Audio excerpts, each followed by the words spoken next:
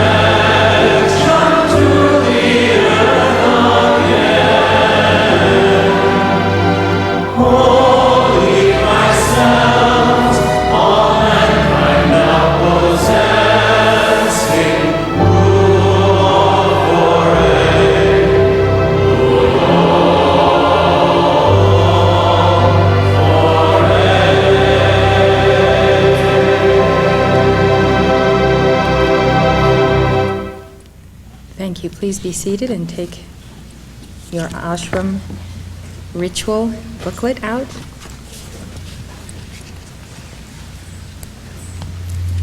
We are turning to the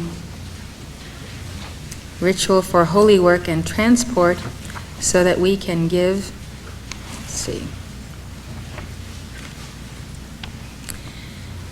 the mantras for each of the 5 Dhyani Buddhas, which are on page 43. We are only giving the mantra, we are not giving the rest of the section of each one.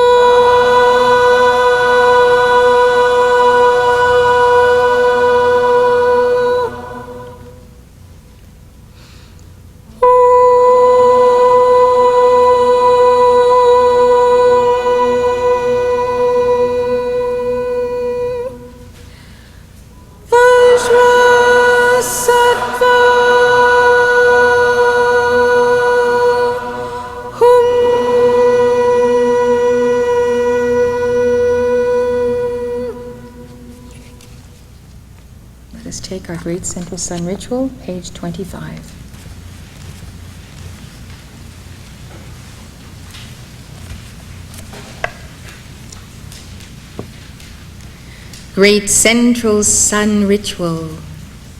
O cosmic Christ, thou light of the world. O cosmic Christ, thou light of the world, in the beginning was the Word, and the Word was with God, and the Word was God.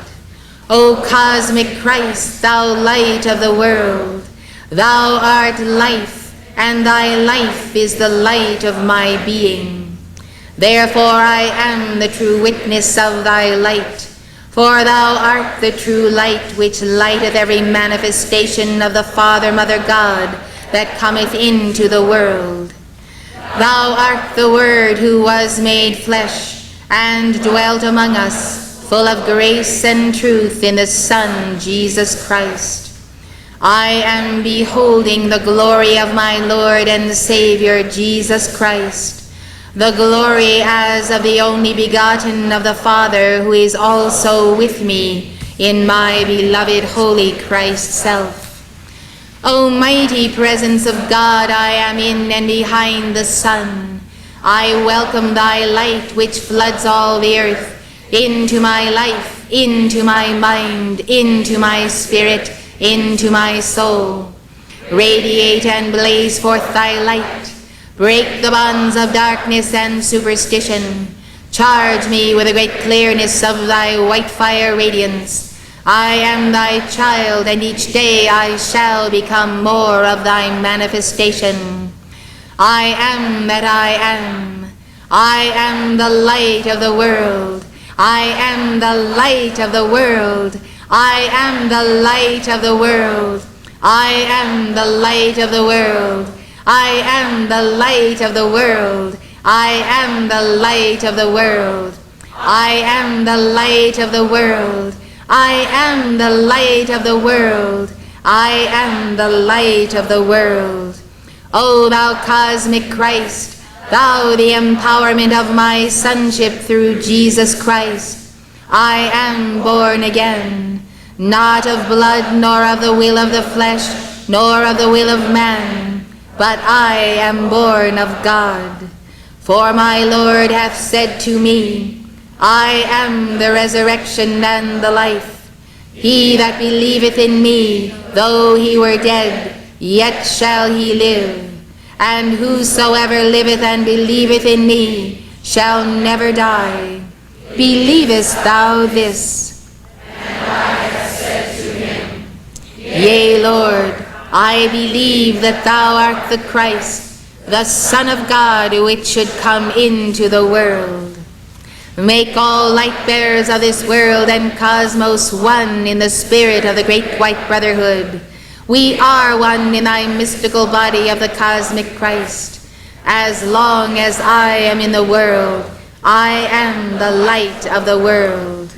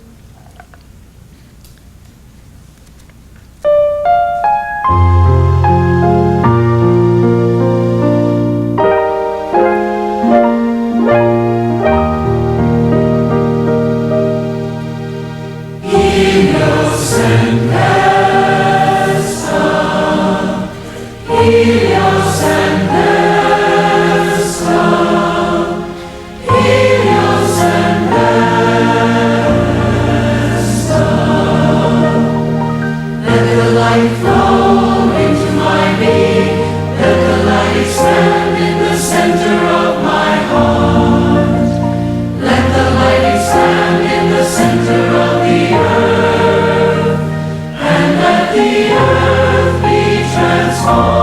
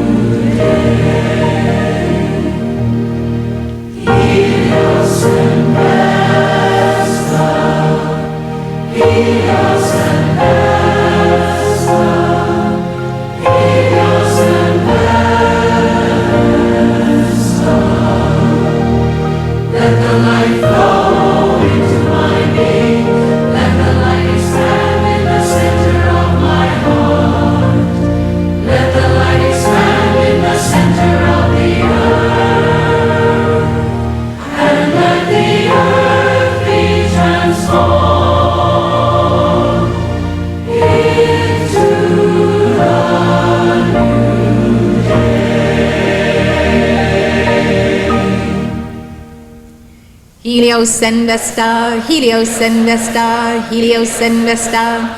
Let the light flow into my being. Let the light expand in the center of my heart. Let the light expand in the center of the earth, and let the earth be transformed into the new day. Helios and Vesta, Helios and Vesta, Helios and Vesta. Let the light flow into my being. Let the light expand in the center of my heart. Let the light expand in the center of the earth, and let the earth be transformed into the new day. Helios and Vesta, Helios and Vesta, Helios and Vesta. Let the light flow into my being. Let the light expand in the center of my heart. Let the light expand in the center of the earth, and let the earth be transformed into the new day. Helios and Vesta, Helios and Vesta, Helios and Vesta. Let the light flow into my being. Let the light expand in the center of my heart. Let the light expand in the center of the earth, and let the earth be transformed into the new day. Helios and Vesta, Helios and Vesta, Helios and Vesta. Let the light flow into my being. Let the light expand in the center of my heart. Let the light expand in the center of the earth, and let the earth be transformed into the new day. Helios and Vesta, Helios and Vesta, Helios and Vesta. Let the light flow into my being. Let the light expand in the center of my heart. Let the light expand in the center of the earth, and let the earth be transformed into the new day. In the name and in the footsteps of Jesus Christ, I am a son of God. I am come a light unto the world, that whosoever believeth on the cosmic Christ should not abide in darkness, but should have the light of life. Jesus Christ, the same yesterday and today and forever. Jesus Christ, the same yesterday and today and forever. Jesus Christ, the same yesterday and today and forever. Jesus Christ, the same yesterday and today and forever. Jesus Christ, the same yesterday and today and forever. Jesus Christ, the same yesterday and today and forever. Jesus Christ, the same yesterday and today and forever. Jesus Christ, the same yesterday and today and forever. Jesus Christ, the same yesterday and today and forever. We are the light of the world. Our ashram that is set on the hill of the Lord Moria El cannot be hid.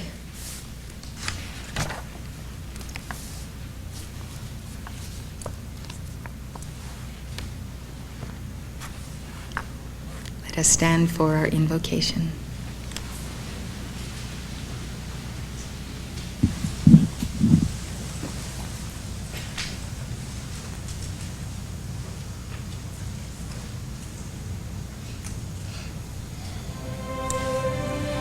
Lo, I am gratitude in action. Lo, I am gratitude in action. Lo, I am gratitude in action. In the name of the Goddess of Liberty, light, light, light. I send forth the light of the great central sun into the heart of every servant of God, worlds without end. I claim the matter cosmos for the victory of the divine Mother Omega, and for the great light of Alpha in Omega, Omega in Alpha. O light, light, light, descend from the great central sun. O light, expand our hearts, expand our chakras. Seal us in the power, wisdom, and love of Ratnasambhava. O thou cosmic Buddha, O thou light of a universe, let thy cosmic egg seal us in this hour. O Ratnasambhava, come forth as above, so below. I am the strengthening through the heart of Ratnasambhava, the mighty ark, from this altar, from this heart, to the great central sun. I am strengthening now by the power of light, light, light, and right action, right word, right motive, right desire, the God harmony of every keeper of the flame and light bearer. I command hosts of the Lord for the binding of the forces of anti-harmony. Blaze the light through, blaze the light through, blaze the light through. O mighty action of God harmony, fulfill thy law in the earth, and let God harmony judge the force of Antichrist, of anti-harmony. Living light of the morning sun, come forth, O God, deliver us in this hour. There is no power but the power of the Almighty One. O thou Almighty One, I am that I am, Elohim. Thou art God, and only God, and there is but one God, and all lesser gods of idolatry and the idolatrous human creation go down, go down, go down before the living presence of the 5 cosmic Buddhas. We bow before thy light, Vairoshana, Akshobhya, Ratnasambhava, Amitabha, Amoga Siddhi. O thou, the integration of the word and the work, Vajra Sattva, come forth now for the sealing of hearts and the stabilization of the increase of light in our temples. We thank thee, O God. We thank thee, El Moria, Lord Lanto, Paul the Venetian, Serapis Bey, Hilarion, Nada, Saint Germain, for being our Chohans of the rays. We thank you, Maha Chohan, for thy blessed Holy Spirit with us. In the light of victory, we go forth in the name of the Holy One of God. Yud, hey, vav, hey, yud, hey, vav, hey, yud, hey, vav, hey, yud, hey, vav, hey, yud, hey, vav, hey, yud, hey, vav, hey, yud, hey, vav, hey, yud, hey, vav, hey, yud, hey, vav, hey, yud, hey, vav, hey, yud, hey, vav, hey, yud, hey, vav, hey, yud, hey, vav, hey. Holiness unto the Lord, holiness unto the Lord, holiness unto the Lord, holiness unto the Lord, holiness unto the Lord, holiness unto the Lord, holiness unto the Lord, holiness unto the Lord, holiness unto the Lord, holiness unto the Lord, holiness unto the Lord, holiness unto the Lord, holiness unto the Lord, holiness unto the Lord. In the name of the Father, and of the Son, and of the Holy Spirit, in the name of the Divine Mother. Amen.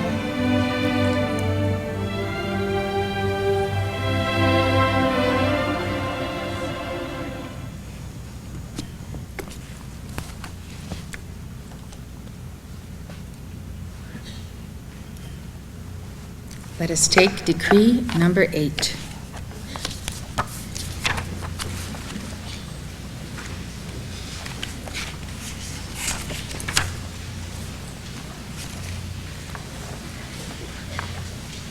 We come before the altar of the Lord God this day to celebrate his light, to pour forth gratitude of such fervor and intensity as will reach the great central sun, for the presence of Ratnasambhava and all the great beings of light.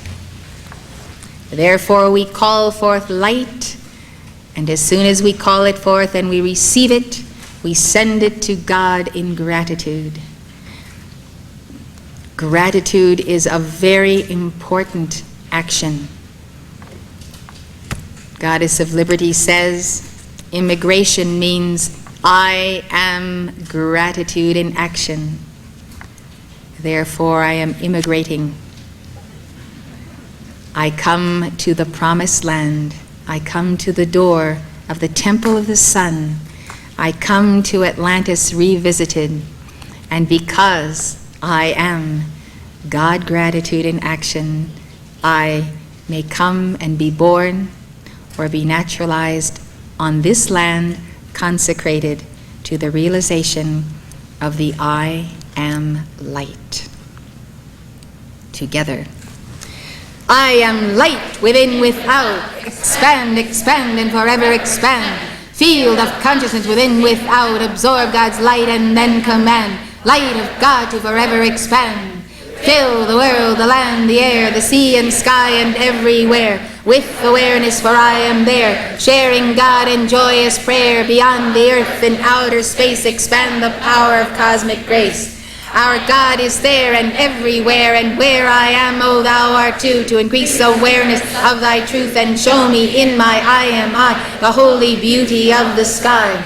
I see thy light of diamond hue, sparkling, shining through and through the pores of self in body large, the macrocosmic universe. I am with thee, O God, I see the light expand as past to thee. The power flows, my being glows, and Christ within without me shows. I am the way to peace and power, thy spirit makes me one this hour. O God, demand and now command thy presence in our holy band of devotees of heaven's grace. Show me, command me to take my place. In freedom's band I'll ever stand, by victory's power I wake this hour, to feel that flow of power. Blaze right through me, light of God, spiral nebulae, sons of light. Blaze right through me, truth of God, fill my mind with great delight. I am thy grace, manifest here, thy perfect love is shining clear. Command thy selfhood to be mine, expand, expand in heaven's name. Command my soul to be thy flame, expand, expand, O love divine. I am God, gratitude in action. I am God, gratitude in action. I am God, gratitude in action. I am God, gratitude in action. I am God, gratitude in action. I am God, gratitude in action. I would like to summarize for you the beginning of chapter 10. In this chapter, Prince Menax, who is the premier and the Rai's chief advisor, offers Zalem in his 4th year of schooling the position of Secretary of Records. This position would bring him in close contact with the Rai and all of the princes. Menax reveals that he has followed Zalem's student career and has been behind many opportunities that Zalem has received in his studies. Menax asks Zalem to go on a mission into a far country during his upcoming vacation from school. Zalem agrees and provides a prologue to the account of his journey by describing Necropan, which is Egypt, as well as the land he will visit, that of the Suernis, now called Hindustan. These were the most civilized nations not under the rule of Atlantis at the time of our story. We go now to page 105, the bottom paragraph. When nations seek to make religion absolutely dominant in their affairs, the result is sure to be fraught with disaster. The theocratic policy of the Israelites was a case in point, and as the reader will ere long perceive, Suernis and Necropan were examples yet earlier in the history of the world. And the reason is not that religion is a failure. The force of this record of my life must convey the truth that I think nothing is better than pure religion undefiled. No, the reason why a successful theocracy cannot permanently thrive is that the attention of the promoters must be given to things spiritual to render the spiritual successful, and the things of God's kingdom can never be the things of earth. Not at least until man is fully developed in his 6th or psychic principle, has become purified by the fire of the Spirit from all taint of animality. It is precisely because the world is not ready for a theocracy, and that we do not have one in this country, that the Buddha has established his Sangha and Christ his communities and holy orders. If we wish to live according to the rules of God and bring the kingdom of God into manifestation, that is his consciousness, and bring the heaven into the physical plane, that is bringing the etheric down to this level, then we must start with cells like this community, where a group of people can decide to come together, submit themselves to God's laws and the rules of order of a particular community, pursue a spiritual path, and demonstrate that it can be done. And so as more and more of these cells, these amethyst jewels, come about upon the planet, we will see that one day, as drops of water on the table, they will merge as one, and the planet will be in a golden age, and we will have rulers and representatives that are Christed ones. Then the things of heaven will become the things of this world. Suernis and Necropan were possessed of a civilization which I now perceive to have been peer with our own, though so different. But because it possessed scarcely a salient point in common with that of Poseid, therefore the people of the latter country regarded it with a sort of scorn when discussing it amongst themselves. But they were very respectful in their demeanor towards these people for reasons that shall presently appear. The differences in the two coeval civilizations lay in the fact that while Poseidon tended to the cultivation of the mechanical arts, to sciences having to do with material things, and were content to accept without question the religion of their ancestors, the Suerni and Necropani paid but little heed to anything not mainly occult and of religious significance. Practical principles truly, occult laws having a bearing on materiality. But nonetheless, were they careless of material objects except in so far as the proper maintenance of life was concerned. Their rule of life was summed in the principle of taking no heed of the life about them, but neglecting the present they strove after the future. The vital principle of Poseid was to extend her dominion over natural things. There were those who philosophized over the spirit of the times, Poseid theorists, and these drew a prognostic picture of Atlantean destiny. They pointed out the fact that our splendid physical triumphs, our arts, sciences, and progress absolutely depended on the utilization of occult power drawn down from the night side of nature. Then this fact was put side by side with the fact that the mysterious powers of the Suerni and the Necropani owed their existence to this same occult realm, and the conclusion was that in time we also would grow careless of material progress and devote our energy to occult studies. Their forebodings were extremely gloomy in consequence, yet while the people listened respectfully, the failure of these prophets to suggest a remedy rendered them in some degree objects of secret contempt. Anyone who shall find fault with an existing state of affairs and be confessedly unable to substitute a better is sure to meet with public ridicule. My commentary on these three nations is that Atlantis then, and Atlantis revisited today in the United States, has a destiny of outpicturing the flame of Omega, the matter cosmos and the mater realization of the God flame. And so in as far as, and in so much as their science and their technology and their inventions were laid upon the altar of the Divine Mother, to the end that free from drudgery, people might pursue a spiritual life and pursue that adeptship which was theirs to have, the same as the Suernis and the Necropanis, then that is a lawful manifestation. That science, that technology, spacecraft, and all the heights of science to which we could go. We've seen in many such civilizations, in the records of them in Akasha, that when people have so much given to them of such conveniences and of this technology, instead of taking the opportunity to pursue the spiritual path, they go into the indulgences of the squandering of the sacred fire in any and all of the chakras, the depletion, therefore, of the light in the temple, the inability, consequently, to identify with the path of personal Christhood, and they become degenerate. This happened on Hedron, the planet closest to the sun, which was destroyed. It is now the asteroid belt closest to the sun. And many of the evolutions of that planet are re-embodied on Earth, and theirs was a cult of hedon, of pleasure, And it has gone the same way in many other civilizations, such as Maldek.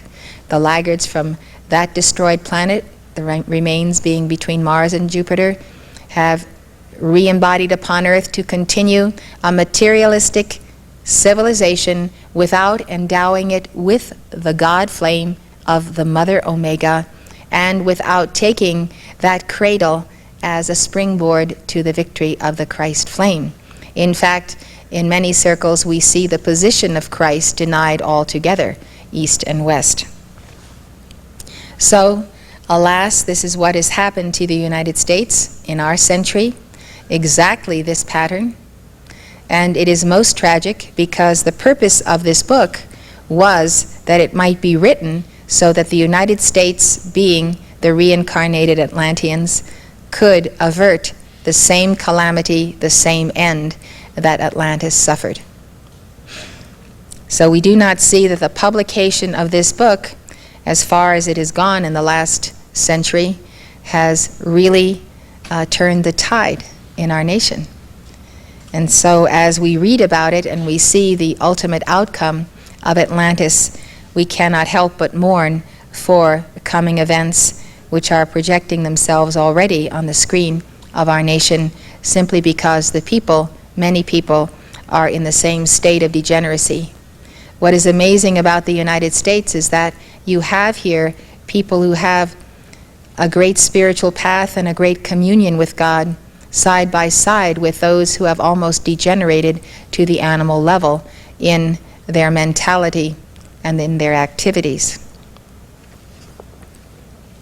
We, as Poseidon, knew that the mysterious nations across the waters were possessed of abilities which virtually dwarfed our attainments, such as our power to traverse the aerial or marine depths, or swift cars, our subsurface sea ships. No, they did not boast such conveniences, but they had no need of them to carry on the course of their lives, and therefore, as we supposed, no desire for such apparatus. Perhaps our scorn was more affected than real, for in our more sober thought we acknowledge with no small admiration their supremacy. What though we could speak with and see and hear and be seen by those with whom we wish to communicate, and this at any distance and without wires, but over the magnetic currents of the globe? Truly, we never knew the pangs of separation from our friends. We could attend to the demands of commerce and transport our armies in war times with a dispatch which could pass around the world in a day. All this as long as our mechanical and electrical contrivances were at hand. But what availed all this splendid ability? Shut one of the most learned Zioqui in a dungeon, and all his knowledge would be as naught. He could not, deprived in such a way of implements or agencies, hope to see, to hear, or to escape without external aid. His marvelous capabilities were dependent upon the creation of his intellect. Not so with the Suern or with Necropan. How to hinder one of these people no Paisada knew. Shut in a dungeon, he would arise and go forth like a Saul of Tarsus. He could see to any distance, and this without a name. Hear equally without a name. Go through the midst of foes and be seen by none of them. What then availed our attainments if opposed to those of Suernis and Necropan? Of what use are instruments of war even against such a people? A single man of whom, looking with eyes wherein glittered the terrible light of a willpower exerted to hurl in retribution the unseen forces of the night side, could cause our foemen to wither as green leaves before the hot breath of fire. Were missiles of value here, of use when the person at whom they were aimed could arrest them in their lightning path and make them fall as thistle down at his feet? What even was the value of explosives more awful than nitroglycerin dropped from Velks posed miles above in the blue vault of heaven? None whatever, for the enemy with prescient gaze and perfect control of night-side forces we knew not of, could arrest the falling destroyer, and instead of suffering harm, could annihilate that high ship and its living load. A burned child fears the fire, and in times past we had sought to conquer these nations and failed disastrously. Repulse was all they sought to effect, and successful over us in this, we had been left to go in peace. Now, the very purpose of technology is intended for what we were talking about yesterday, as we take medications to deal with diseases that are karma. And so we get a reprieve, we get an extension of time. So when you have all the means to do these things, the logical conclusion you should have is exactly what you are reading here. These means of conveyance, this technology, this nuclear energy is at my disposal and at my use so that I can spend my life figuring out how to draw forth that same power from the God flame within and to master it. So science and technology are a form of mastery, and they should presage the day when all these things are within. We are only too well aware today of what would happen to civilization if there were a war between the superpowers. We realize what a setback it would be, and all of the conveniences of technology and science that we would not have. If the war were great enough and damaging enough, God forbid, we could be retrogressed a half a century, 2, 3 centuries, just by such a war, because the people in the last 500 years since the discovery of this nation have not concentrated on that inner God mastery and God flame. Why? Because they have brought back with them the Atlantean karma of materialism and the Atlantean dharma of the material or mater realization of the God flame. Yes, it is ours to produce all that we have produced. Yes, it is ours to endow it with a flame and then to realize that flame and that attainment within. I pray that we will recall that a number of years ago we were concentrating on balancing the karma of Atlantis. It is time to take this up again, because a large part of the 25,800 year cycle that we are speaking of, the karma was made on Atlantis. And so that is the karma we don't want to see outplayed, but alas, we are seeing outplayed. We are seeing it today in our nation. Atlantean mentality, Atlantean attitudes of the degenerate days. So it is quite something to contemplate that we have been with Jesus that long for all of these cycles, as he would demonstrate to us in each of the 2150 years of time, demonstrating the Christ under each of the signs of the zodiac. And of course that was our assignment in these 12 cycles, to realize our Christhood in each of those 12 signs, so that we could come together in the end and put it all together. Put it all together. So when he says, I am Alpha and Omega, the beginning and the ending, you can see it means more than he is the manifestation of the Father, Mother, God. But he was present for the initiation that was to be given to all of us in this 25,800 years, and he is present in the ending. So in this particular course, we are getting accustomed to the idea that we have been civilized and functioning in civilized societies and even in golden ages. Perhaps it may not be true with finality for every single person in this room, but the likelihood is great that we have been actually re-embodying all of that time. And so when we look at ourselves today, we see our attainments and accomplishments, and we see what we would rather not see of those things that are lacking.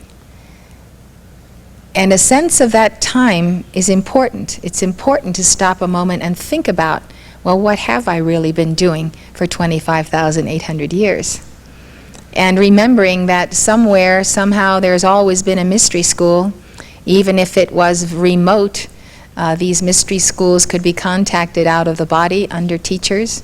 And in many of the civilizations, the temples were open to the full height of having the flame visible and having adepts and unascended masters and high priests at their altars. So we've had the example of all of this, which is why we are called back again to this same teaching of God. So we've had the option many, many times in the past to choose the path of the ascension, to say, all right, I'm going to have done with all these things that I've done over and over and over and over and over and over and over and over and over and over and over again. You couldn't say it enough times to even say it once for every year of all those years, right? You'd be sitting here all day. And so the temptation of one more round has obviously been bought by a lot of those who are here, because we're either here because we didn't make it, or we're here because we volunteered to come and teach those who lagged behind. So one of the two. And we might as well assume the worst and therefore do the best, as is also always my policy, to be sure we make it.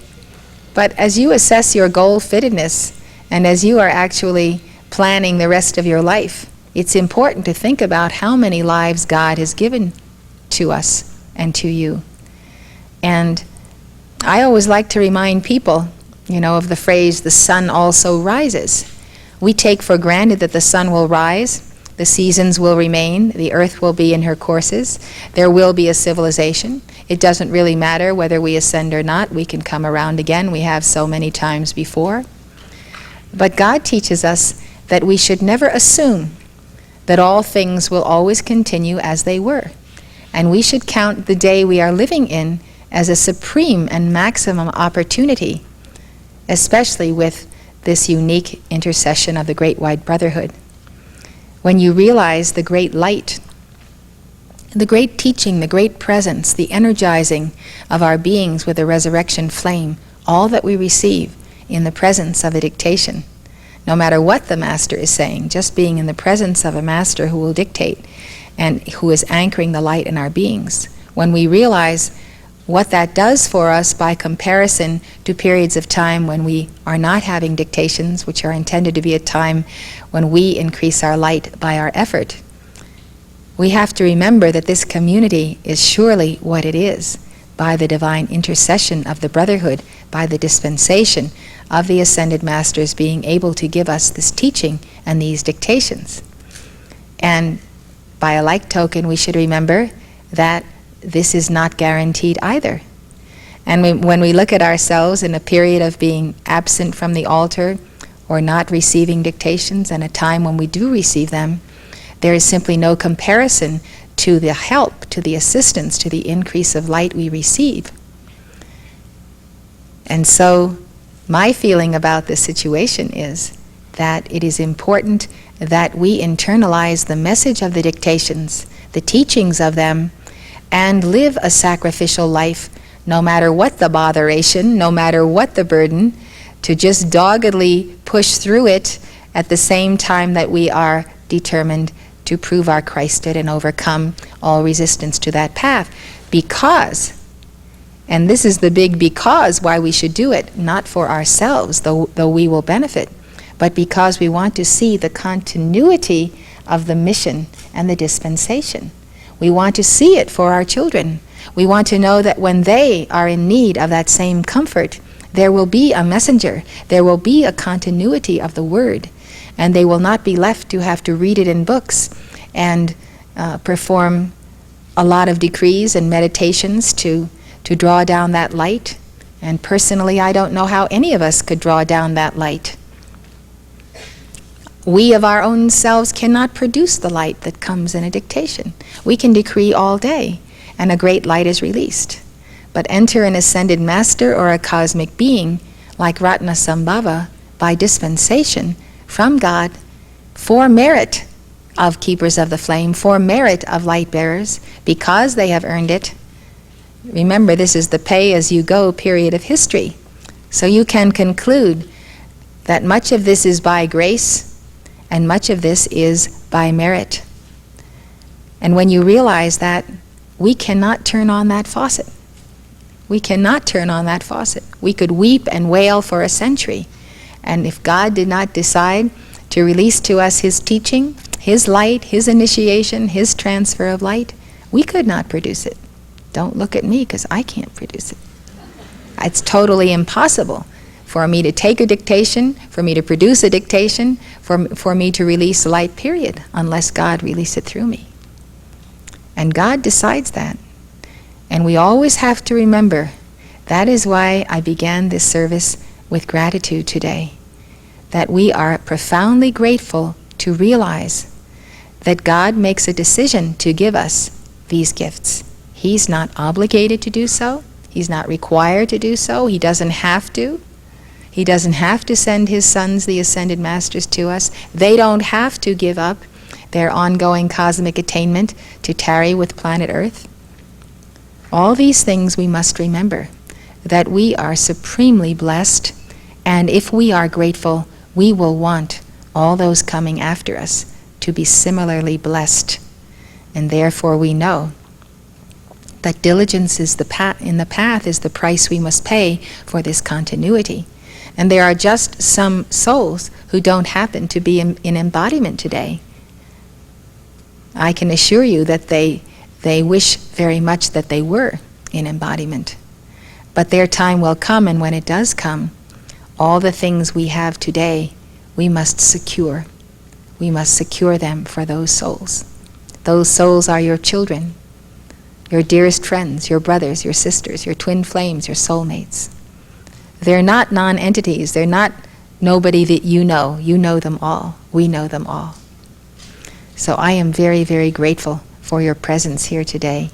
And I am grateful for your ability to understand these teachings and to assimilate them and to carry them and to live them and raise them as a banner of Maitreya and the banner of the World Mother.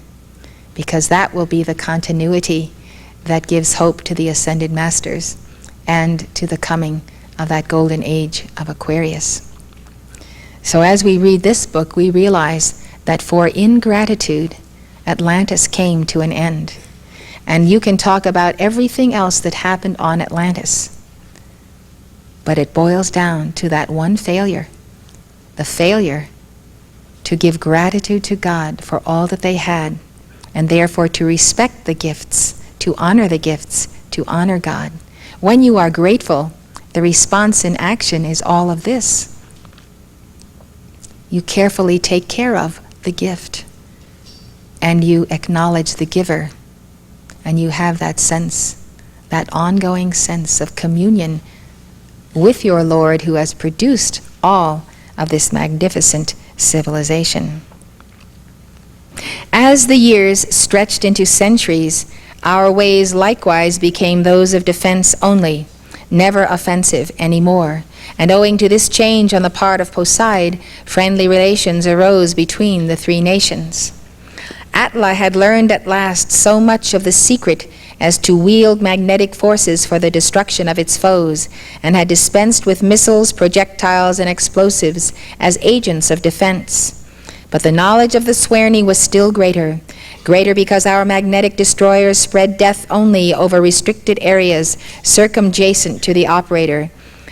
Theirs operated at any desired point, however distant.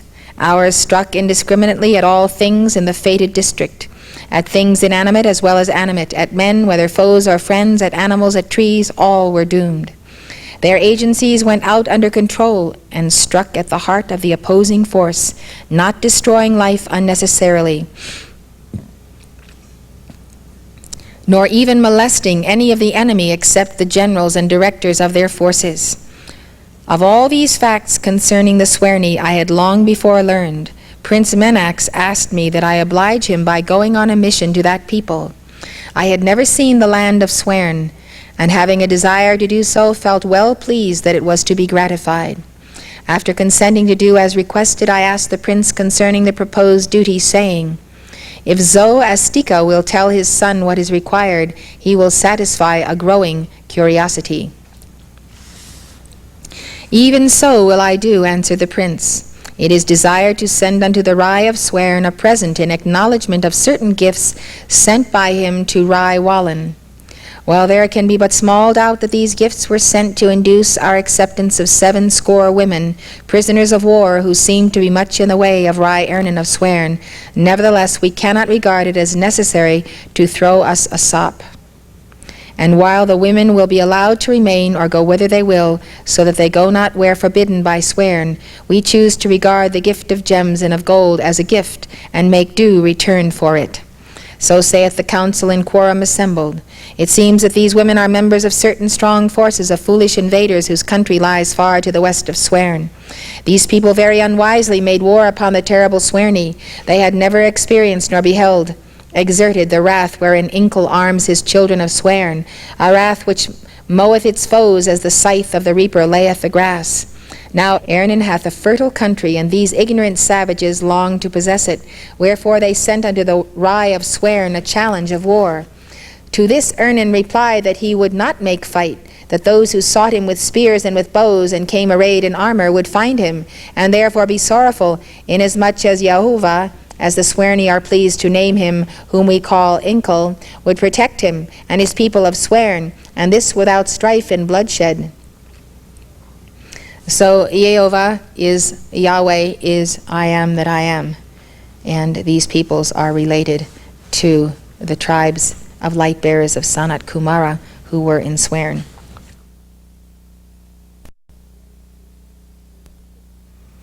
Thereupon the barbarians returned derisive language and declared that they would come upon his land and destroy his people with the sword.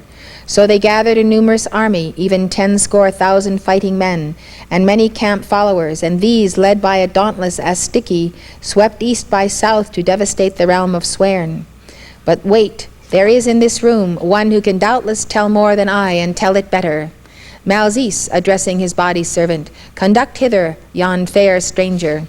Malzis, obeying, the foreign woman whom I had seen as I entered the apartment of the prince, arose in an easy, graceful manner which commanded my admiration. Arranging her attire in a not at all hasty way, quite in fact the reverse of one obeying a superior, she approached Menax. Arising deferentially, the prince said, Lady, art thou minded to recount to me that which thou hast told to my sovereign? I know that thy narration is vastly interesting. During these remarks, the stranger had looked not at the prince, but at me. Her eyes had been riveted on my face, not boldly, but intently, though obviously quite unaware of the fixity of her gaze. Nonetheless, there was such a magnetic power in it that I was compelled to look away, strangely abashed by the glance, but feeling that yet it followed me, although I saw it not. It occurred to me that the fact of the lady's reply being couched in the Poseid language was indicative of her possession of a good education. If Astika, said she, it be a pleasure to thee that I do this that thou asked, it is also one to me. It is also much of a pleasure to me to repeat it to the youth thou favorest. I would, however, that the maid thy daughter were not here, she added, sotto voce, with a glance of antagonism toward Anzime, who sat near us, engaged in perusing a book, apparently, but as I fancied, not in reality. This jealous undertone was not heard by Menax, though Anzime heard it, and presently arose and left the apartment in consequence. This action I regretted, and the cause of it I resented, as the Saldu quickly saw, and because of it bit her lip with vexation. It cannot be agreeable to stand. Wilt thou seat thyself at my right hand, and thou, Zalim, change thy seat also, and be at my left, said Menax, reseating himself on the divan. When this arrangement had been made, we were ready to listen to the recital. At this moment the valet, Malzis, respectfully approached, and being asked his wish, said, It is the desire of thine officers and of the ladies of the Astikithlon to be also present at the narration. Their wish is granted. Bring also the name, and place it near us, that the editor of records may take account too. Availing themselves of his permission, the petitioners were soon grouped around us, some on low seats, others high officers, more familiar with their prince, stretched themselves on the side and elbow in front of Menax upon rich velvet rugs on the marble floor. Chapter 11, the Recital. Malzis, said the prince, some spiced wine for us. In the enjoyment of this truly refreshing because unfermented beverage, we listen to the following thrilling narrative. Thou art, I think, acquainted with my native country, since thou hast had commercial intercourse with the Sald nation. All here have likewise heard of how our ruler sent a great army against the terrible Suerni. Ah, how little we knew of those people, she exclaimed, clasping her small patrician hands in an agony of terrified retrospection. 80,000 warriors had my father, the chief, under his command. 1/2 as many more were followers of the camp. Our cavalry was our pride, veterans tried and true, and so lustful after blood. Such splendid armament had we, glittering spears and lances, a wondrous array of valiant men. At this eulogy of such primitive weapons, her listeners were unable to repress a shadowy smile. For a moment this seemed to disconcert the princess, but not for long, for she continued, in this splendid, powerful fashion, how I love power. We came, taking loot as we proceeded toward the Suernis city. When we arrived near it after many days, we could not see it, as it was in a lowland, but we felt assured of an easy victory, since captives whom we took informed us that no walls or like defenses existed, and that no army was gathered to meet us. Indeed, we nowhere found walled towns in all Suern, nor met with resistance, hence had spilled no blood, but contented ourselves with torture of the captives by way of amusement, ere we set them free. Horrible, muttered Menax under his breath, heartless barbarians. What saidst thou, my lord? Asked the girl quickly. Nothing, my lady, nothing. I but thought of the splendid march of the Saldan host. Though seemingly somewhat doubtful of the accuracy of this statement, the Saldu nevertheless continued her recital. Arrived, as I have said, we stayed our march on the brink of a shallow but wide defile, wherein the Rai was so unwarlike and unwise as to have his capital, and sent a messenger to announce our errand and offer him favorable terms of war.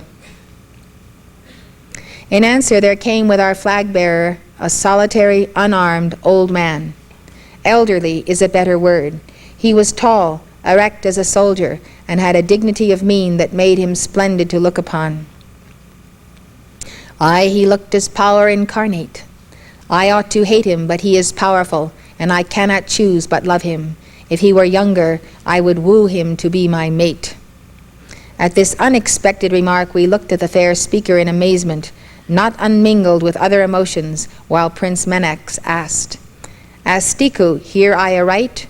Woo a man? Is it customary amongst thy people to give unto woman the love-making? I had thought myself versed in the customs of every nation, ancient and modern, yet knew not this fact. However strange things are to be expected of, well, a race which has but numbers to entitle it to recognition at the hands of people like the Poseidon. Why not be frank, Zoastika? Why not say that thou thinkest that civilized nations like thine consider such a race as the Saldi beneath them, so far that even their customs are well nigh unknown to thee? Prince Menax flushed deeply in ashamed confusion, for he was unaccustomed to prevarication, and replied, Candor is best, I admit, but I desired to avoid wounding my feelings, thy feelings, Astika. With a ringing laugh full of amusement, the Astiki said, Zoastika, allow me to tell thee that in Sald either sex is free to woo its chosen one. Why not? It is sensible, methinks. I shall follow our custom in this respect if chance ever presents. My chosen one must be pleasing to look upon, and must be courageous like unto the lion of the desert, yea, even the deserts whence he came unto the continent of Suernota. Ah me, yes, if chance offers, she reiterated with a little sigh. At length she resumed wearily, sadly, The Astika, my father, chief of our armies, said to this grand old man, What saith thy ruler? He saith, Bid this stranger depart, lest my wrath awake, for lo, I shall smite him if he obey me not. Terrible is mine anger. What ho, and his army? I have seen none, said my father with the laugh of a veteran to whom despised resistance is offered. Chief, said the envoy in a low, earnest tone, thou hadst best depart. I am that Rai, and his army also. Leave this land now. Soon thou canst not. Go, I implore thee. Thou, the Rai? Rash man, I tell thee that when the sun hath moved one other sign, that thy courage shall not save thee, unless thou wilt now return and collect thine army. Else will I then send thy head to thy people. There is but this option. After that length of time I will strike and sack thy city. Nay, fear not now for thy personal safety. I cannot hurt an unarmed foeman. Go in peace, and by the morning I will attack thee and thy army. I must have a worthy foe. In myself is a worthy foe. Hast thou never heard of the Suernis? Yes, and thou hast not believed? Oh, it is true. Go, I entreat thee, while yet thou canst do so in safety. Foolish man, said the chief, this thine ultimatum? Then be it so. Stand aside. I go not away, but forward. Then he called unto the captains of the legions and commanded, Forward, march to conquer. Withhold that order one moment. I would ask a question, said the rye. Agreeably to this request, our men, who had sprung to place at the word, were now halted with arms at rest. In the very front ranks of the Saldin army, as it stood on the little eminence overlooking the Suern capital and the great river flowing near, was the prime flower of our host. Veterans they were, tried and true, men of giant stature, 2,000 strong, leaders of the men less seasoned. I shall never forget how grand looked that array. No, never. So strong, the very mane of our lion power, every man able to carry an ox on his back. The sun was caught on their spears in a glorious blaze of light. Looking upon these men, the Suernis said, Astika, are not these thy best men? Aye. They are the ones of whom it hath been told me that they tortured my people merely for amusement.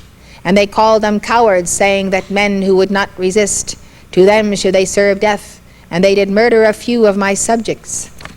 I deny it not, said my father. Thinkest thou, Astika, that this was right? Are not men who glory in shedding blood worthy of death? Possibly. If so, what matter? Perchance thou wouldst have me punish them for such actions, said my father scornfully.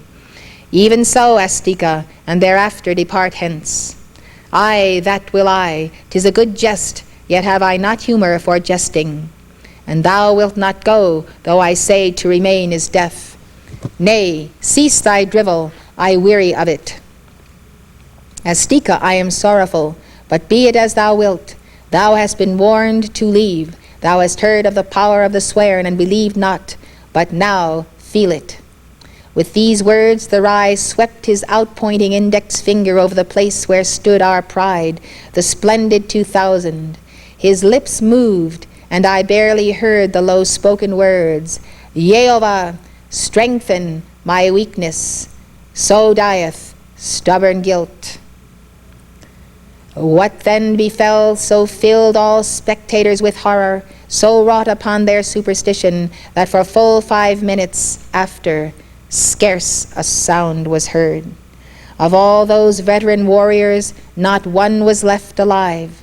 At the gesture of the Suernis, their heads fell forward, their grasp was loosed on their spears, and they fell as drunken men to the earth. Not a sound save that of their precipitation, not a struggle. Death had come to them as it comes to those whose hearts stop pulsing. Ah, what frightful power hast thou, Suernis! For the angel of death spread his wings on the blast, and breathed in the face of the foe as he passed.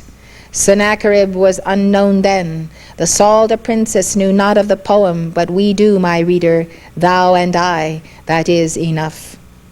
When describing the action of the rye of Suern, the princess had risen to her feet from her place by the side of Menax, simulating at the same time the fatal gesture of Ernan of Suern.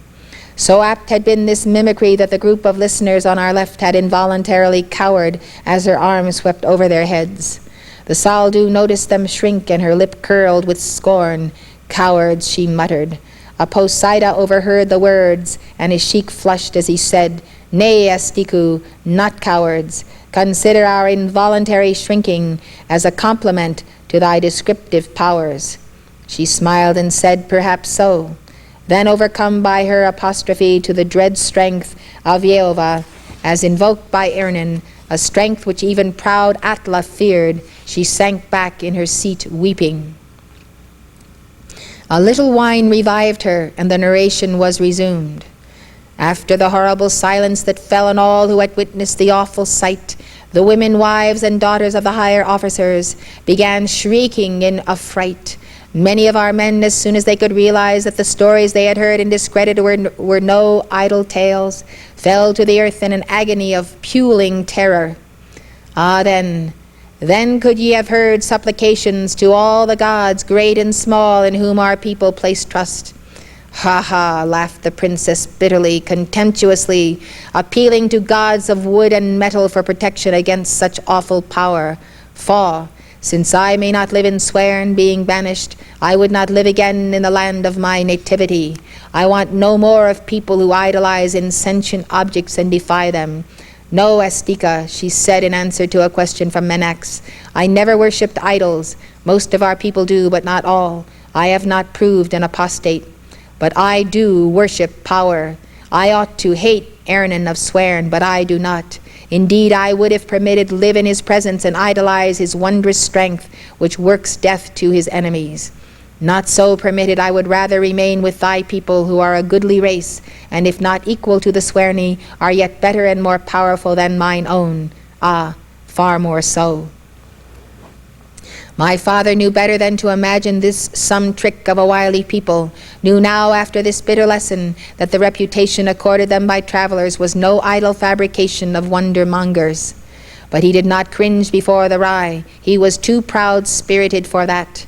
While we gazed stupefied on the awful scene of death, another and not less frightful but more ghastly thing happened.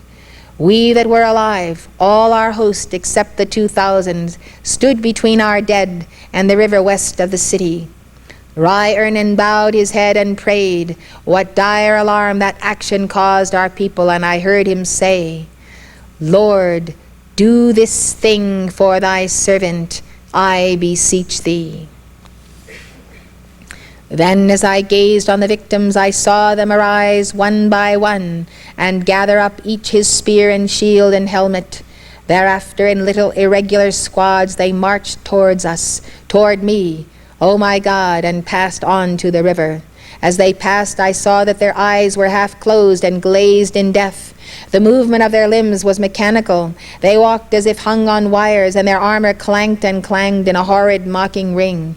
As one by one the squads came to the river, they walked in, deeper and deeper, till the waters closed over their heads, and they were gone forever, gone to feed the crocodiles which already roared and snarled over their prey adown the stream of Gunja. No one to lead, none to carry, each going as if alive and yet somehow dead. This ghastly procession to the river, 1,000 paces distant, so completed the horrible sense of fear that desperate terror possessed the great army, and they fled, leaving behind all things, and soon only a few faithful soldiers were left in sight. These remained with their commander and his officers of staff, ready to share with him the death which they expected would be meted out to all who remained. The women also did not all flee. Then spoke Rai Ernan, saying, Did I not tell thee to depart ere I punished thee? Wilt thou now go? Behold thine army in flight, its rout shall not cease, for thousands shall nevermore see Saldi, because they will perish by the wayside, yet not a few shall reach their homes. But thou shalt nevermore go home, neither thee nor thy women, but they will not stay in my land nor their own, but in a strange country. That haughty, but now humbled soldier, my father, bent on one knee before the Rai and said, Mighty Rai, what wouldst thou with innocent women? Thou saidst my warriors were guilty, I admit it, nor accept myself. But these my women, they have harmed no man. Thy words lead me to believe that justice is thy ruling principle. Thine acts do likewise, for when thou mightest have struck us every one, thou didst no more than make example of a few guilty ones. I implore thee then, have mercy on my women, perchance on my officers also. On thy officers, yes, they are faithful unto thee, though they expect but death as their reward. Bid them depart with what still bides of thine army. They are unused to caring for the needs of the body, wherefore they will of a surety all perish, except I save them. Having power, I will use it mercifully. None shall perish by the wayside, not one shall hunger, neither thirst, nor suffer any sickness. O Jehovah, all the way home, nor lose his way, though none shall have to eat any food all the way. And about them shall wild beasts rave, and though not one have a weapon, no animal shall harm him. For the Spirit of Jehovah shall go with them, and be their shelter and their safeguard.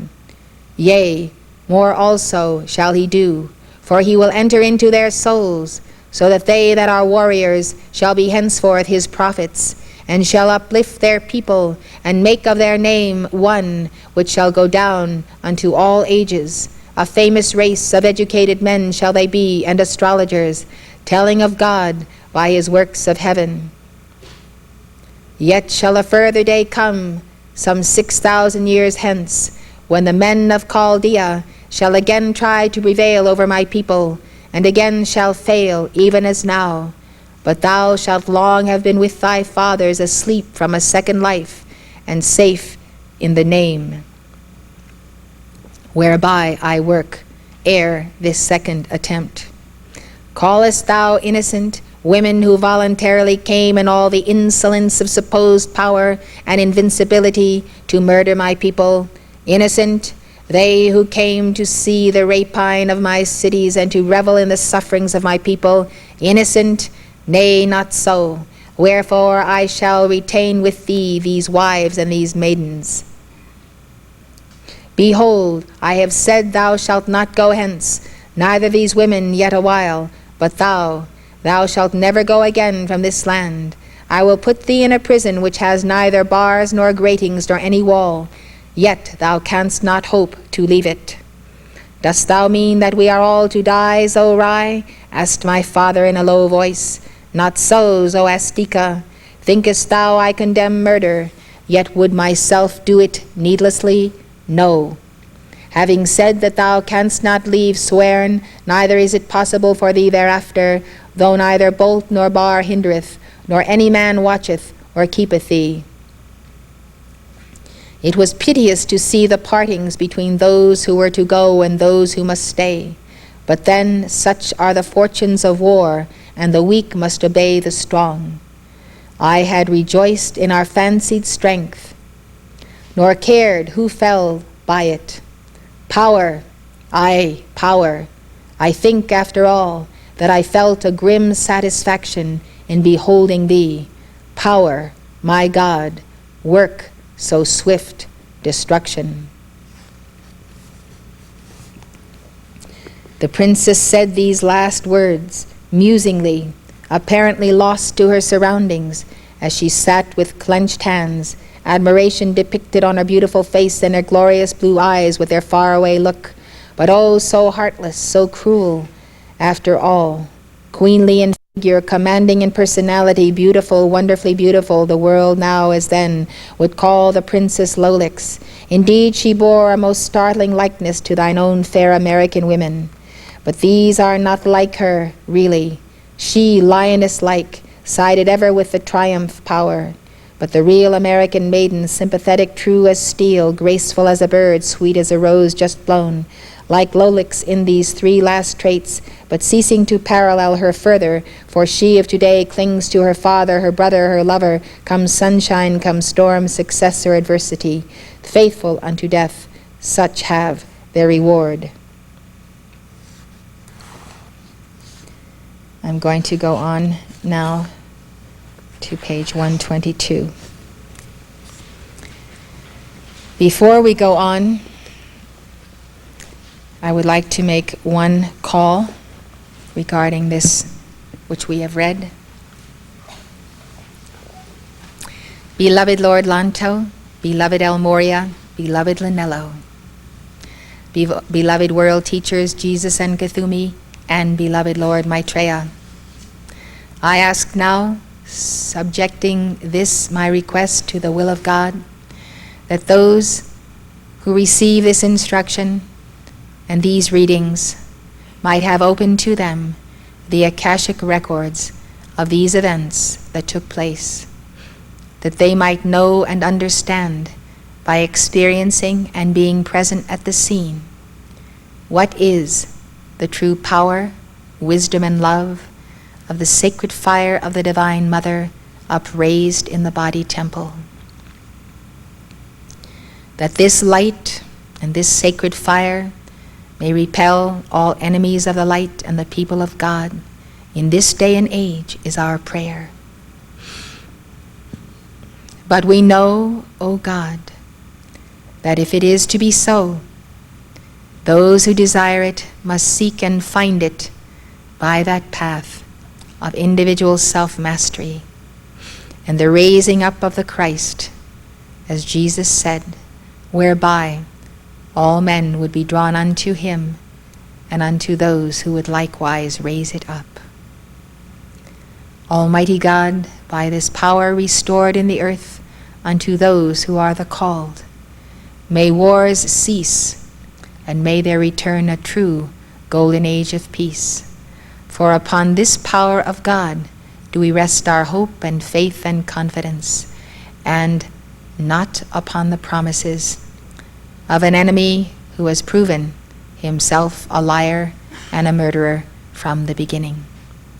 O God, we ask for our deliverance in this age, as we are helpless before these weapons of war. May thy light increase in us as we see the great need to intensify that light, that we might provide in this community and in these mountain fastnesses even a stronghold of light to deter all harm to the light bearers of earth. May thy will be done in this matter, O God, and may thy seeking servants who desire the experience of visiting this record so have it. And I also pray that all that which is described may be given to them individually and specifically according to the will of God, that they might truly be edified and enlightened by actually experiencing these glyphs of Atlantis and the then world. In the name of the Father, the Son, the Holy Spirit, and the Divine Mother, I accept it done this hour in full power. I think this is one of the great dramatic chapters of this book, and it is astoundingly authentic. As I experienced the Akashic records while reading it the first time, I was truly transported to that scene.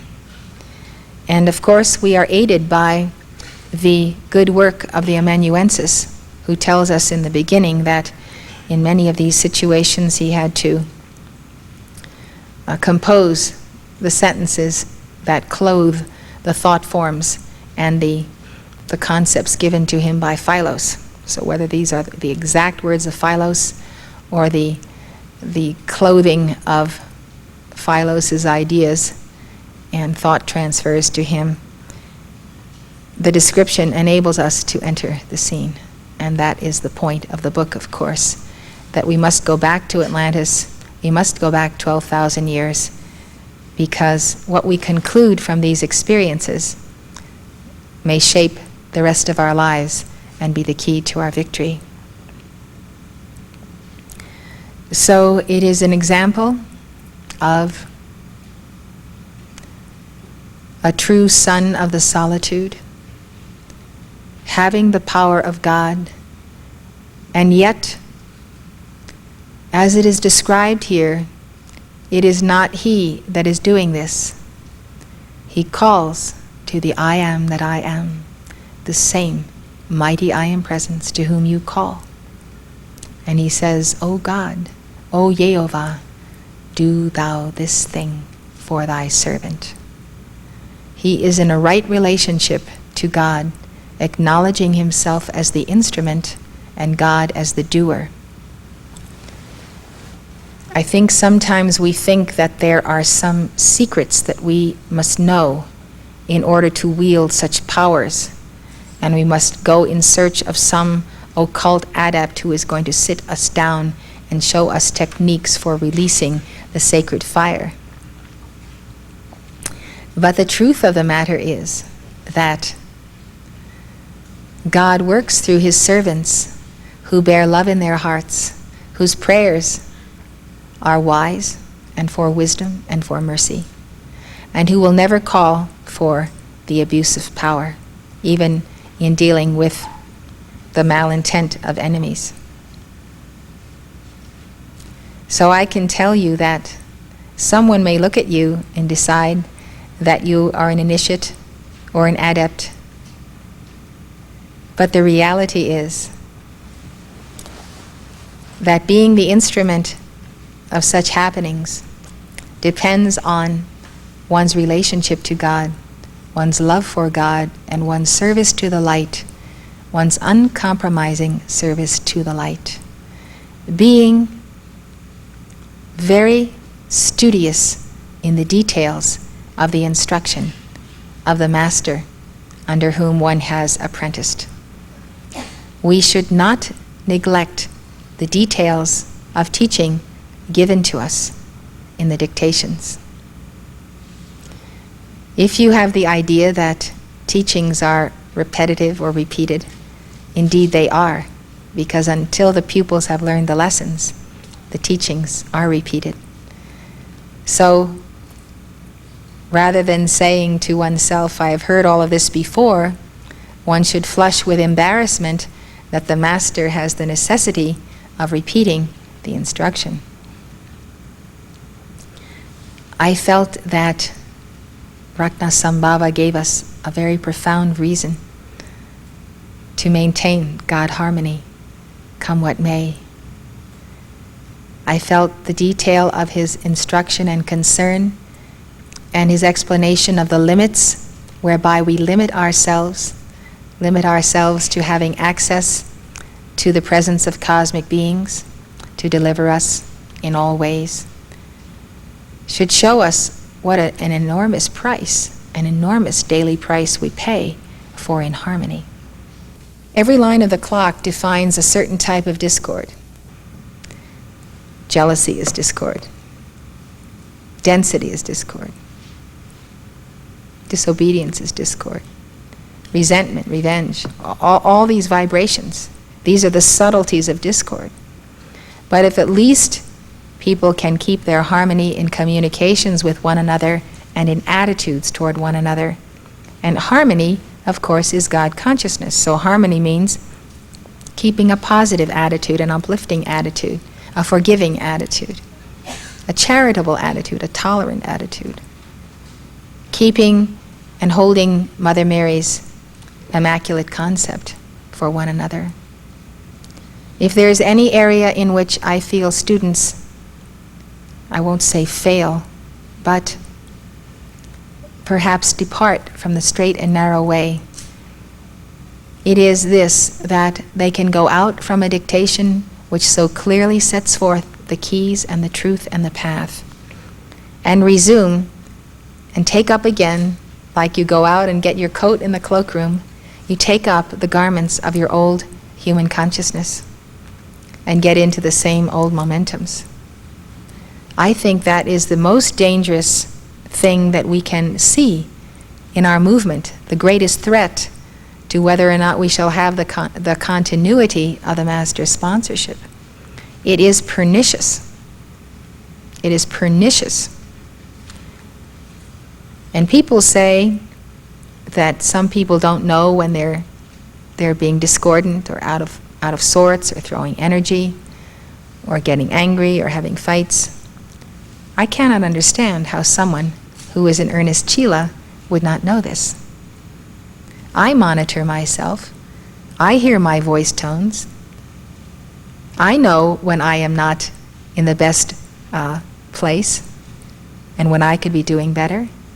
And I also know the causes.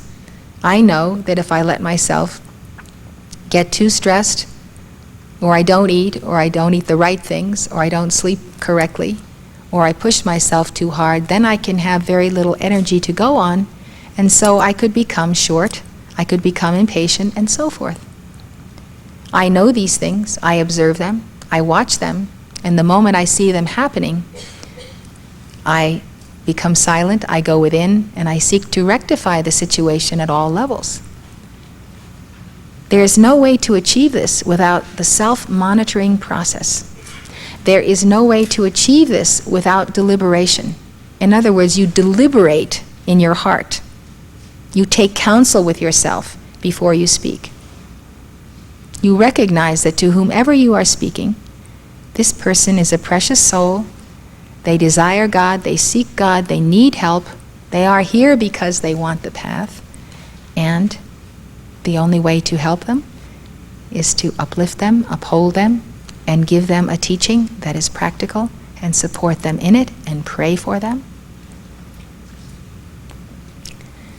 I feel if this community can conquer the interchanges between people and truly have love for one another as Jesus has loved us, that we will see two big booms happening. We'll see a tremendous increase in membership because love and harmony and comfort attract, and we will see a tremendous increase of cosmic beings that are able to work through us and help us through the very problems that are causing us to be out of sorts and agitated, and so forth. So you see, why do we take 5 steps forward and 2 steps backward? By this thoughtless misuse of the tongue, the mouth, the throat chakra, being it's like the cannon for the desire body, which gets all riled up and angry. And out come the cannonballs through the mouth, and then there's that karma you've made when you've balanced so much karma by such great service. You are valiant, you are courageous, you are self-sacrificing, you will do anything. People will just give all their hearts and souls to the cause and the masters, and then they will get into these situations and make for themselves that karma again. And I assure you that by your labor of love and by your service and your presence and all the good that you do, you could have greater mastery, greater adeptship, greater ability to send forth light or be the instrument of God's wielding his power to the benefit of the entire planet. If you would be faithful to the situation of harmony, strength, and all the wisdom you can call forth in interchanges with people. I think each of us should solemnly, at this period when we are seeking dispensations from the karmic board, take a look at ourselves and say, what are my interpersonal relationships with people? How do I behave toward this person, that person, and the next one? One of the things we do when people are not well and are having physical problems, the first thing we ask them to do is to write down everything that they have put in their mouths each day for a week. So we find out, what are you eating and how is it affecting you? What we have found out is most people are not even conscious of what they eat. And they begin realizing how many cups of coffee they're drinking, or how much of this they eat, or how much of that they eat. And they look at it on paper, and it's almost self-evident why they are having problems in the body. So if people are unconscious of what they're putting into their mouth, are they unconscious of what is coming out of their mouths? And if so, why not keep a notebook and keep track of oneself and have the positive and negative pages, and keep a little record where you are grateful you've had a positive interchange with someone, you've helped someone, you've given them support, you've brought out the best in them, they went away with hope where they came to you with fear and sorrow. That's great. You should note those, because when the force tries to condemn us and tell us we're terrible people because we had an argument today, we should also remember that we've comforted a lot of people and we've done a lot of good. So if you know the times that you've helped people, and then you see the situations where you wish to God these words had never passed out of your mouth, and you can see the look in a person's eyes when they are hurt, when they are crestfallen because they could not bear what you have said, write this down so that you cannot just toss it out of the way and forget it and not be accountable. It's there on paper. You know what day you said it and what time of day. And then the key is to ask yourself, what was bothering me? Why did I do that? Why didn't I have the presence of God and the presence of mind? Was I suffering from something physical? Was I suffering from an emotional problem, a psychological problem? Was I worried? Was I out of sorts because somebody else had just spoken to me that way? If you look at the causes, you'll become the master of your life. If you look at the effects and condemn yourself, you will just keep doing the same thing. But by the grace of God, all human habits can be corrected. And when you decide that this habit of the misuse of the throat chakra can be overcome, you will overcome it. You know, it is like an addiction. Some people feel almost smug about the fact that they don't smoke, they don't drink, they don't take drugs, they've overcome all these habits, and yet they have the habit of the misuse of the spoken word, as I've described it. And that habit is more than a habit, it is an addiction. And it is the addiction to a certain way of using the energy of the solar plexus and releasing it through the throat chakra, many times for effect, many times to manipulate or control people, just as the baby screaming in his crib is controlling his mother and learns to control her if he can make her respond to the screaming. People control people with their voices and what they say and how they say it. Giving put-downs, giving subtle criticisms, that subtle disparagement that makes people walk away feeling terrible, but they don't even know why because it was so subtle what you said to them. So an addiction is not easy to overcome, as all of us know. But you can go to the altar and you can say to Jesus and to beloved El Moria, I want to purify my throat chakra and my solar plexus because they go hand in hand. What's going on in the solar plexus will eventually become the spoken word. And you can ask God to help you, and you can vow to make every effort to be vigilant, to watch, to make your list, to write it down, to see how you're interacting with people. And you can tell God you're going to overcome this, but you need His help, you need the reinforcement of His angels. You want to be El Moria's good Chela, and here he is, the Lord of the first ray, the master of the spoken word, in the lineage of God Mercury, and what attainment he could give you if you had God control and God harmony of that throat chakra and desire body. Think of what Moria could give you. Think of it. I mean, here the great master of the first ray. Here he has sponsored us, and here we are still misusing his ray in the throat chakra in this community. And of course there's gossip, the worst of all things under the sun. But I suggest that you go about this systematically as though your life depended on it, because I believe that our life as a community depends on this. And do you know, I was thinking about Jonah as I was coming in today and as I was going to sleep last night, meditating upon his relationship with God and how he felt that familiarity, that he could be angry with God and not obey him. And Moria pointed out to me that most of the people on earth, if they could get a hold of God and talk to him, and God could talk to them, would tell him off. And tell him that they don't like one whit how he's running things down here. It's like the person that was commenting on the San Francisco earthquake and the burdens that were on the mayor at that time, and all they were trying to do to accomplish those burdens. And someone in defense of the mayor said, this is not the mayor's earthquake, this is God's earthquake.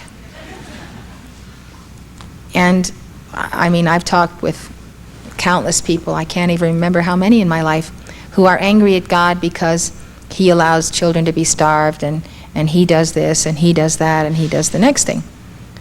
And it's their excuse for not worshiping God, their excuse for not going to church, because God is not a just God. Look at all these things that he allows to happen to people. And of course that's because they are not taught the law of karma, and that the law is there for us. So Moria explained to me that the reason that people are not allowed to communicate with God on this planet is that they have this common problem in many cases, aside from the servitors of light who've come to help the people. But just about everyone has abused the privilege of walking and talking with his God, walking and talking with Maitreya in the garden. That's how twin flames were at the ancient mystery school. They were tutored personally by Maitreya. And they knew him, and they spoke with him face to face. And so, when the privilege was abused, and people argued with God, disobeyed him, and were contemptuous of him and treated him in this familiar manner, they were put in a realm and in a place of density where they could not talk with God. And they could not hear the voice of God talking to them. So then you have the parables in the New Testament, especially the one regarding the heir. There's the Lord of the vineyard, and he has all kinds of trouble with those who are running his vineyard. And they kill the supervisor, and he sends more supervisors and they get killed. I'm not specific on the story at this time, but finally in the end he says, well, I will send my son, and they will not kill him. They will listen to him and they will obey him, but they kill the son too. And so it's the parallel teaching to Jesus being crucified when God sends his son into the world. And so Moria explained that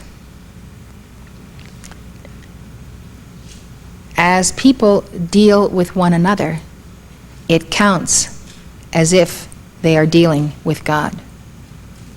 So as you treat your brother, as you treat your sister, your employer, your employee, all your relationships, as you deal with people, Jesus said, inasmuch as ye have done it unto the least of these my brethren, ye have done it unto me. Now he was giving us that not just as an interesting statement. He was declaring to us the law of karma.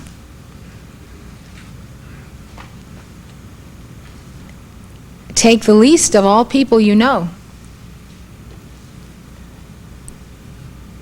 That one, how you treat that one, is counted as being how you would treat Jesus Christ, the Ascended Master, if he stood before you.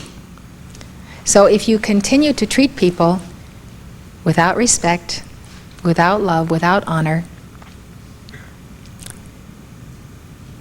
you postpone the day of ever meeting Jesus Christ and talking to him. Because God will not come, he will not send his ascended masters to you, because you will make a frightful karma. You become familiar with them, and then you start treating them the same way you treat any person for whom you have no respect.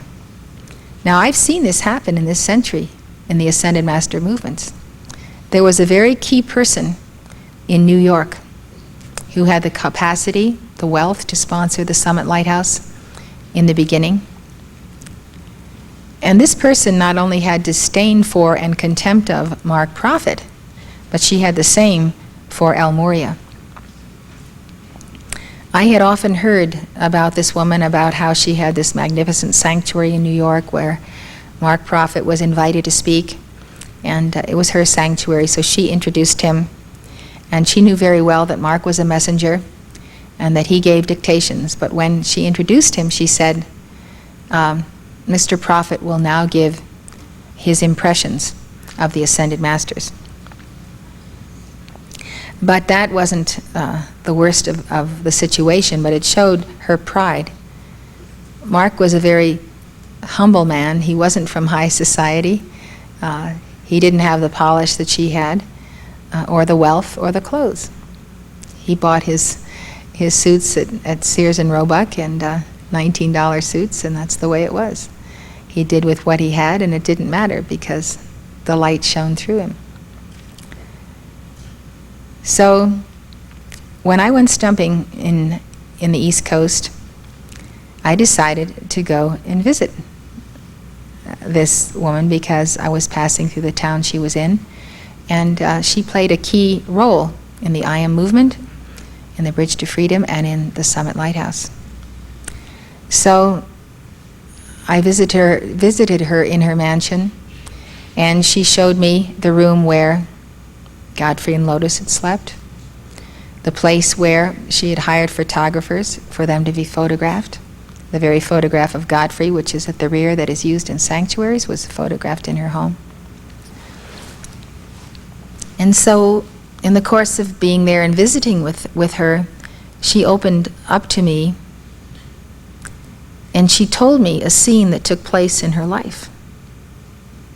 And she talked about going to the Shasta conference, where the I Am movement would have its summer conferences. And she spoke about driving there and driving back.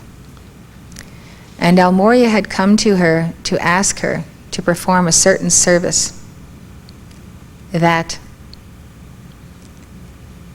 she did not want to do. And I think he'd come to her on 2 or 3 occasions, almost pleading with her to do this service that he needed to have done at the time.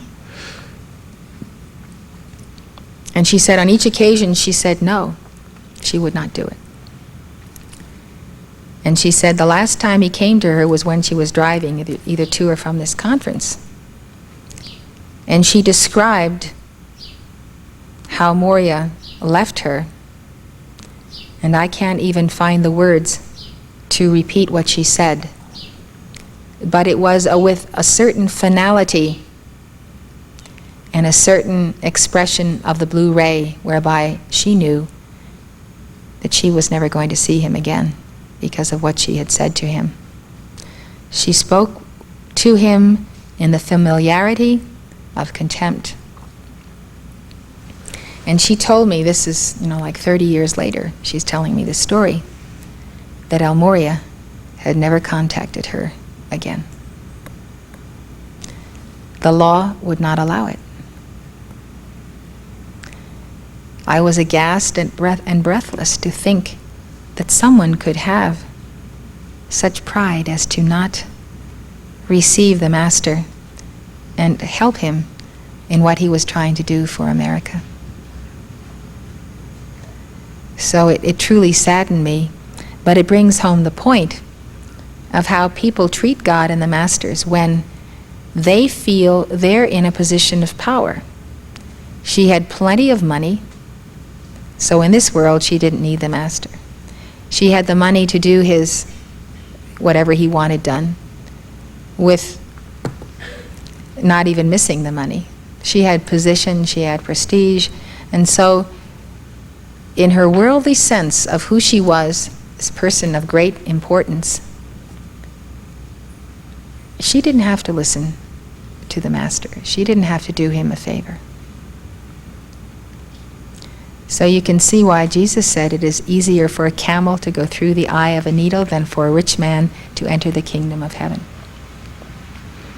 So I am telling you that many of you are students of long standing and of many years. And I know that you will receive the Holy Spirit when, as Jesus prayed to God, let the words of my mouth and the meditations of my heart be acceptable in thy sight, O Lord, my Redeemer. That is the great Psalm of David. It is such a profound prayer. Let the words of my mouth and the meditations of my heart be acceptable in thy sight. You need to grade yourself. Your teacher is your Holy Christ self. And you must be forthright and honest and direct in this exercise of keeping a record. And you will know when what you have said or meditated in your heart is acceptable or not acceptable unto God. And believe me, you can arrive at the place in your life because Jesus, in acknowledging your effort and your accomplishment, places his sacred fire in your heart, and the Holy Spirit comes into your temple, that you can overcome and put behind you forever the sharp word, the put down, and all the psychological innuendos that go with it and cause you to do that. Because that's how your parents dealt with you, or that's how your father treated you, or so forth and so on. When you master your speech, what you say, and when what you give with what you say is given in love, and when the meditations of your heart means how you think about people. If you mentally criticize them, well, you would probably size up and mentally criticize El Morey if he walked in with one end of his turban hanging down and not put up right because he'd been scurrying around the cosmos to get his work done. So this is the sign of the full moon in Capricorn in July with the sun in Cancer. And if any CCJ momentums are going to come up, they're going to come up right now on the full moon. And usually when people have it, they express it. Thought, word, deed, feeling. I say this because I don't think there's one person here who could look at the Rai Ernan and not say, I would like to be like that master. I would like to be able to be in this world and do good and have the power to do good and have the power to challenge evil. And the fact of the matter is that you're not as far as you think from such an attainment. But as long as this misuse of the throat chakra and the desire body, not to mention thought and feeling, but correcting the words is the most important because that's the heaviest karma. It's a physical karma and it's injurious. And if you can control your words, it means you're controlling your solar plexus and your emotions. And it follows that you can also control your thoughts and your feelings toward people. And you must. But you are only as far from that attainment as you are in the situation of not overcoming what I've just described. That's the only thing that stands between you and adeptship. Because you have the greatest power that has ever been known. You have the science of the spoken word. A single decree out of that decree book, with you in command of your harmony and in God control, a single decree spoken once can turn back the tide of evil in your life. We repeat the decrees because we ourselves need the decrees for the healing of ourselves, for the transmutation, for the balancing of karma, and for coming into God mastery. And we shouldn't defeat our decrees by eating the wrong foods that cause the body to become so unbalanced that the emotions now are unbalanced as well. And the mind can't think, and we are in no way masters of ourselves in any of the four lower bodies. That's another way that we strive to serve and then we undo it by what we put in our mouths. It seems to be that in Western civilization, the mouth is the least controlled thing we have. What comes out of it, what goes into it.